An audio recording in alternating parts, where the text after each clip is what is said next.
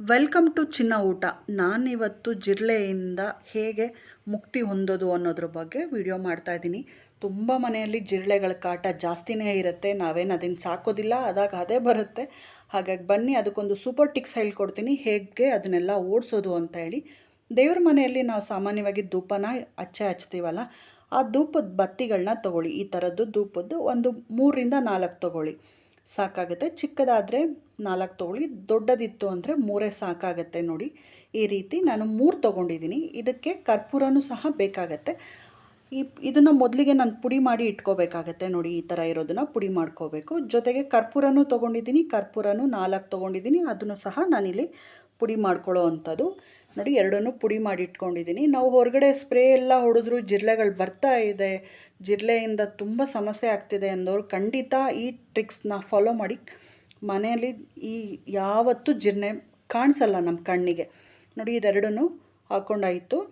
ಇದ್ರ ಜೊತೆಗೆ ನಾನಿಲ್ಲಿ ಗೋಧಿ ಹಿಟ್ಟು ಸಹ ಬಳಸ್ಕೊತಾ ಇದ್ದೀನಿ. ಜಿರಳೆಯಿಂದ ಮಕ್ಕಳಿಗೆ ಹೆಲ್ತ್ ಹಾಳಾಗುತ್ತೆ, ದೊಡ್ಡೋರಿಗೆ ಕೂಡ ಹೆಲ್ತ್ ಹಾಳಾಗುತ್ತೆ. ಅದು ಓಡಾಡಿದ್ರೆ ಮೈಯೆಲ್ಲ ಒಂಥರ ಅನಿಸುತ್ತೆ, ನೋಡಲಿಕ್ಕೆ ಕಷ್ಟ ಅನಿಸುತ್ತೆ. ತುಂಬ ಇರೋರು ಖಂಡಿತ ಇದನ್ನು ಫಾಲೋ ಮಾಡಿ, ಖಂಡಿತ ಜಿರಳೆ ಯಾವತ್ತೂ ಬರೋದಿಲ್ಲ. ಮತ್ತೆ ಹೇಳ್ತಾ ಇದ್ದೀನಿ ನಾನು ಇದನ್ನು. ನೋಡಿ, ಇವಾಗ ನಾನು ಇದನ್ನೆಲ್ಲ ಸೇರಿಸ್ಕೊಂಡು ಒಂದು ಸರಿ ನೀಟಾಗಿ ಮಿಕ್ಸ್ ಮಾಡ್ಕೊತೀನಿ. ಧೂಪದ ಪುಡಿ, ಕರ್ಪೂರದ ಪುಡಿ, ಹಾಗೆ ಗೋಧಿ ಹಿಟ್ಟು ಇದೆಲ್ಲನೂ ನೀಟಾಗಿ ಮಿಕ್ಸ್ ಮಾಡ್ಕೊತಾ ಇದ್ದೀನಿ. ಇದ್ರ ಜೊತೆಗೆ ನಾನು ದೀಪದ ಎಣ್ಣೆ, ನೀವು ಮನೇಲಿ ದೀಪದ ಎಣ್ಣೆ, ದೀಪಕ್ಕೆ ಹಾಕೋ ಎಣ್ಣೆನೇ ಇರ್ತಲ್ಲ, ಅದನ್ನು 1 ಸ್ಪೂನ್ ಎಣ್ಣೆನ ಇಲ್ಲಿ ಬಳಸ್ಕೊಳ್ಳಿ. ಇದನ್ನು ಅಷ್ಟೇ ಎಣ್ಣೆ ಹಾಕಾದ್ಮೇಲೆ ನೀಟಾಗಿ ಮಿಕ್ಸ್ ಮಾಡ್ಕೊಳ್ಳಿ.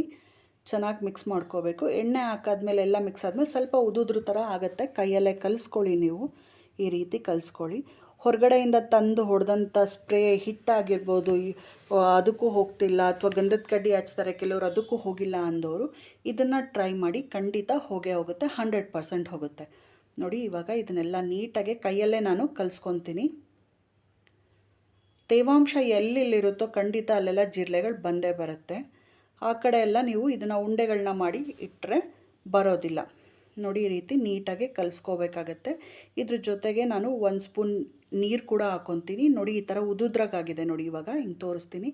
ನೋಡಿ, ಈಗ ಉದುದ್ರದಾಗಿದೆಯಲ್ಲ, ಇವಾಗ ನಾನು ಈ ಟೈಮ್ಗೆ ಒಂದೇ 1 ಸ್ಪೂನ್, ನಾವು ಯಾವ ಎಣ್ಣೆ ಸ್ಪೂನ್ ಹಾಕ್ಕೊಂಡಿವೋ ಅದರಲ್ಲಿ ಒಂದು ಅರ್ಧ ಹಾಕ್ಕೊಂಡ್ರೂ ನಡೆಯುತ್ತೆ. 1 ಸ್ಪೂನ್ ನಿಮ್ಗೆ ನೋಡಿಕೊಂಡು ಕಲಿಸ್ಕೊಳ್ಳೋಕೆ ಹೇಗಾಗುತ್ತೆ ಅಂತ ಎಣ್ಣೆನ ಹಾಕ್ಕೊಂಡು ನೀಟಾಗಿ ಕಲಿಸ್ಕೋಬೇಕಾಗತ್ತೆ. ಸಣ್ಣ ಸಣ್ಣ ಉಂಡೆ ಮಾಡ್ಕೊಳ್ಳಿ, ತುಂಬ ದೊಡ್ಡ ದೊಡ್ಡದು ಬೇಡ. ಇದನ್ನು ಕಲಿಸ್ಬೇಕಾದ್ರೆ ನಮಗೆ ಒಳ್ಳೆ ಘಮ ಬರ್ತಾ ಇರುತ್ತೆ, ಪರಿಮಳ ಬರ್ತಾ ಇರುತ್ತೆ, ಚೆನ್ನಾಗಿ ಅನಿಸುತ್ತೆ. ಸೊ ಹಾಗಾಗಿ ನೀವು ಎಲ್ಲೆಲ್ಲಿ ಬರುತ್ತೋ ಜಿರಳೆಗಳಿದೆ ಅನ್ನೋ ಆ ಕಡೆ ಎಲ್ಲ ನೀವು ಒಂದೊಂದು ಉಂಡೆಗಳನ್ನ ಇಟ್ಕೊಂಡು ಬಂದರೆ ಜಿರಳೆ ಯಾವತ್ತೂ ಬರೋದಿಲ್ಲ. ಅದರಿಂದ ಸಮಸ್ಯೆಯಿಂದ ನೀವು ಖಂಡಿತವಾಗಿಯೂ ಮುಕ್ತರಾಗ್ಬೋದು. ಈ ಟ್ರಿಕ್ಸ್ನ ನೀವು ಫಾಲೋ ಮಾಡಿ ಅಂತೇಳಿ ನಾನು ಖಂಡಿತ ಹೇಳ್ತೀನಿ. ಸೊ ಯಾರೆಲ್ಲ ಇಲ್ಲಿವರೆಗೂ ವಿಡಿಯೋ ನೋಡಿದ್ರೋ ಅವರಿಗೆಲ್ಲ ತುಂಬ ಹೃದಯದ ಧನ್ಯವಾದಗಳು. ಇದೇ ರೀತಿ ಹೊಸ ಟಿಪ್ಸ್ ಏನಾದರೂ ಬೇಕು ಅಂತ ಅಂದರೆ ಖಂಡಿತ ನನ್ನ ಚಾನಲಲ್ಲಿ ಸಿಗುತ್ತೆ ಅಂತ ಹೇಳಿ ಹೇಳ್ತೀನಿ. ಯಾರೆಲ್ಲ ಹೊಸೊಬ್ಬರು ನೋಡ್ತಾ ಇದ್ರೋ ಮತ್ತೆ ಸಬ್ಸ್ಕ್ರೈಬ್ ಮಾಡ್ಕೊಳ್ಳಿ ಅಂತ ಹೇಳಿ ಕೇಳ್ತೀನಿ. ಇಷ್ಟ ಆಯಿತು ಅಂದರೆ ಫ್ಯಾಮಿಲಿ ಫ್ರೆಂಡ್ಸ್ಗೆ ಶೇರ್ ಮಾಡಿ.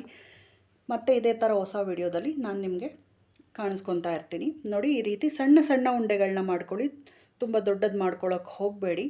ನೀವು ಕೈಯಲ್ಲಿ ಕಲಿಸಿದ್ರೂ ಗೊತ್ತಾಗುತ್ತೆ.